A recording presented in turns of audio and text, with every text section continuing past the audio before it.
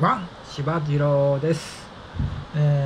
この前、香川県の法然ダムに行ってきました。その時の動画です。香川県の西の山ん中にあるダムなんですが、ちょっと珍しいダムなんですかね。石造りの、今でも現役でダムとして使われております。農業用かなんかのダムですかね。こんな感じで、ちょっとレトロな感じの石造りのダムでございます。この時は珍しく放水してましたね。今まで5か5、6回行ったんですけど、放水したところは初めて見ます。結構雨が降ったみたいですね。ちょっと逆光で見づらいのが申し訳ないんですが、時間帯が悪くて逆光になっちゃいました。申し訳ございません。で、こんな感じの正面になっております。そしてここから、上の方に登っていく階段がありまして、ちょうど左の方からですかね。こんな感じ、休憩所とか。この日も、結構、観光地っていうかあれなんですかね。結構人来てましたね。平日だったんですけど、火曜日だったんですけど、結構ライダーの人が3人と、普通の県外の人が、県外って私も県外なんですけど、3人か4人ぐらいと、女性の、大学生ぐらいの人も来てました。いろんな人がなんか来てましたね。こんな感じでちょっと古いというか石段のところ、そんなには高くはないんですけど、さっき見た、ダムの上まで行くところなんで、5分も歩かないぐらいですね。なんかこの辺り、虫がいっぱいいるみたいで、至るところに注意の、看板がありました。皆さん行くときは、虫注意してください。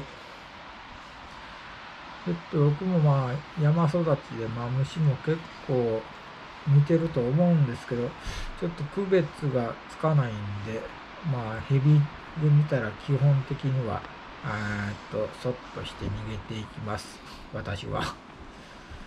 なんか虫頭三角で10円みたいな円マークじゃない、円の印がついてるみたいですけどね。こっから上に行きます。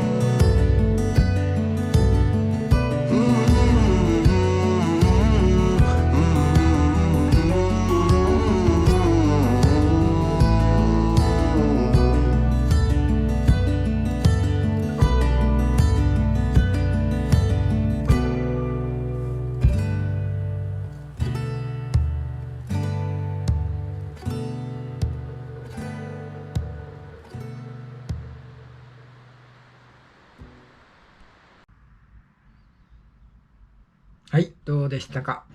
近くにこんな看板いっぱいあったんで、一応撮ってきました。興味のある方は止めて、いろいろ歴史みたいなのあるんで、みてください。こんな感じで作ってますね。はい。概要とか載ってますんで。それでこれは上から見た、ダムです。ちょうど横に道も通ってるんで、こんな感じで道から見えます。帰りに途中この公園に寄ってみたんですが、不思議な建物がありました。これなんですけど、何なんかよくわからない建物ですね。上に登る階段もないし、何ですかこれ。